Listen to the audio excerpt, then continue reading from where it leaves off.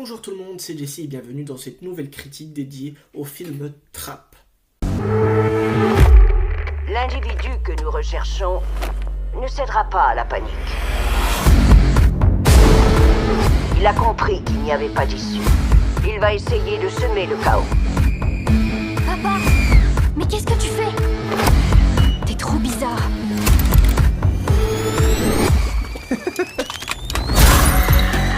Le gars, c'est un dingue de chez dingue.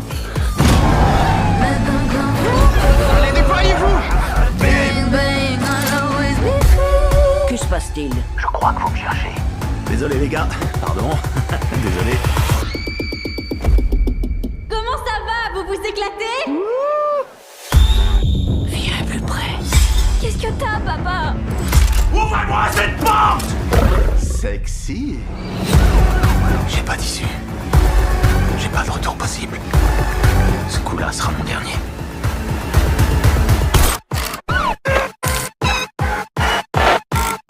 Profitez de la fin du concert.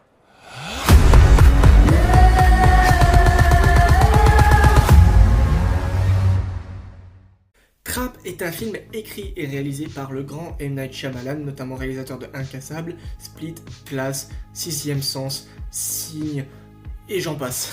Il en a fait tellement plein. Je vais vous parler de son dernier film Trap qui est sorti le 7 août 2024 en France. Mais avant tout, de quoi ça parle? Le film nous raconte l'histoire de Cooper et de sa fille Riley qui vont aller voir le concert de Lady Raven à Philadelphie. Et on va vite se rendre compte que la salle de concert est entourée d'au moins 300 policiers.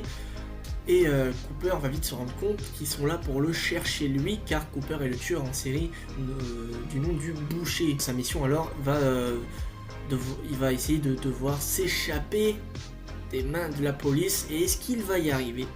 C'est la grande question que nous pose ce film.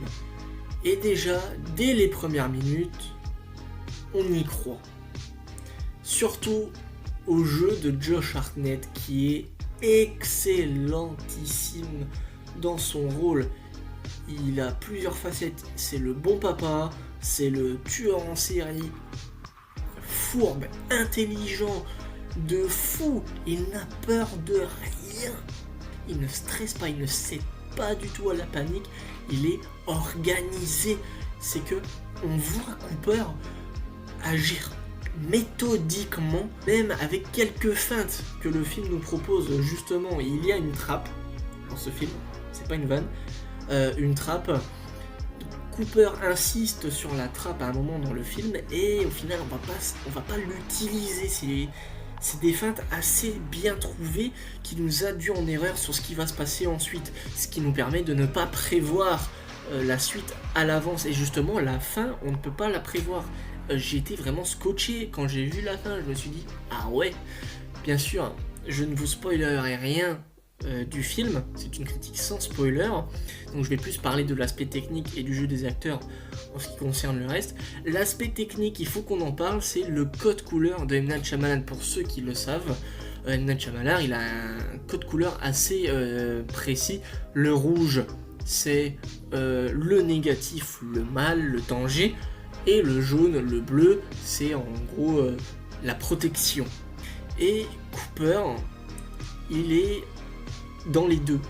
Dans le rouge, il est en plein contrôle. Dans le jaune, il est dans la protection à la fois. Mais dans le film, on va se rendre compte, dès qu'il y a du rouge autour de Cooper, c'est quand il est en pleine possession de la situation.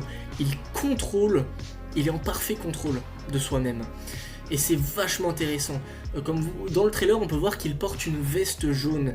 Et cette veste jaune lui confère une certaine protection. Il est protégé. Et c'est vachement intéressant. Il y a des scènes où il ne porte pas cette veste, notamment la scène dans le trailer où on le voit en tablier de cuistot. Il n'est plus protégé. On ne sait pas ce qui peut arriver pour lui. Il est plus protégé.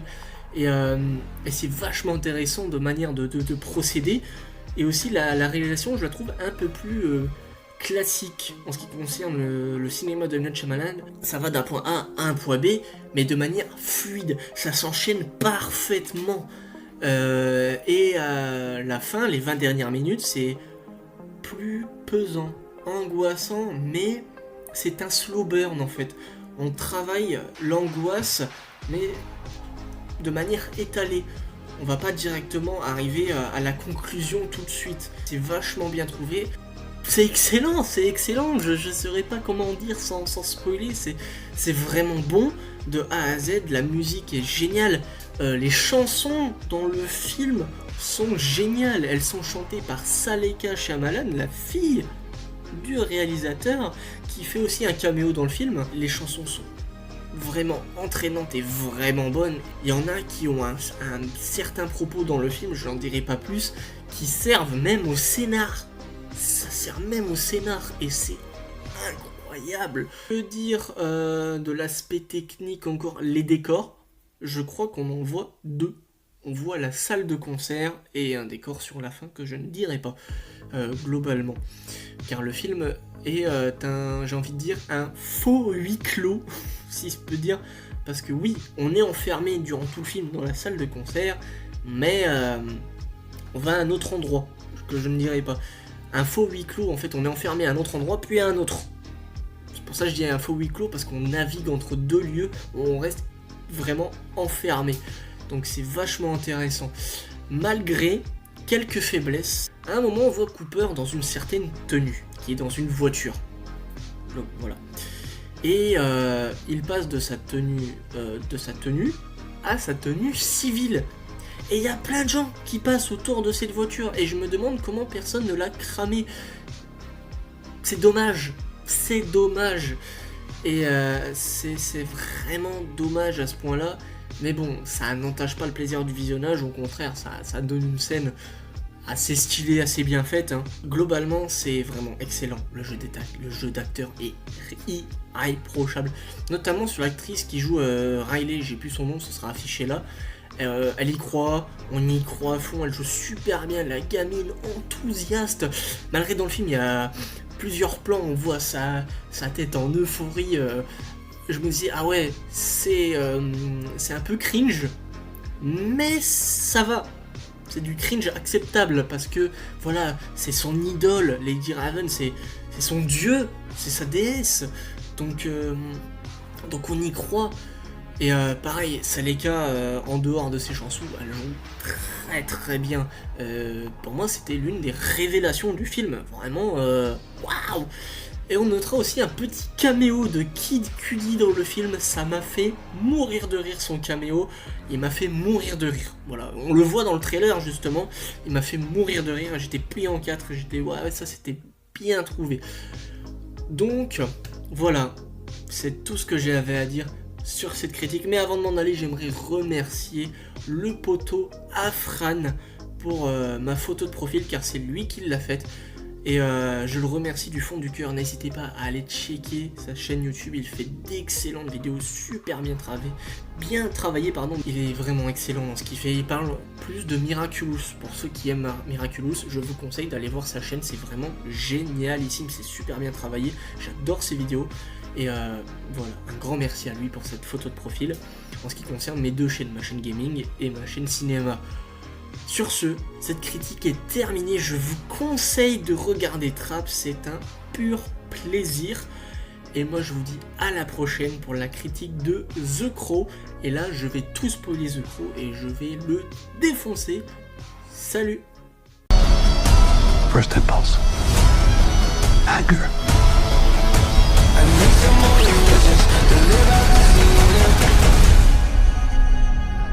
It's not anger. It's love.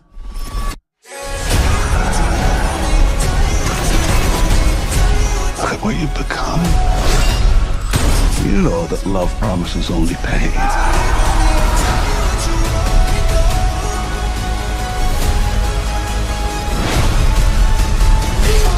You have no idea what hell awaits you. No, I do.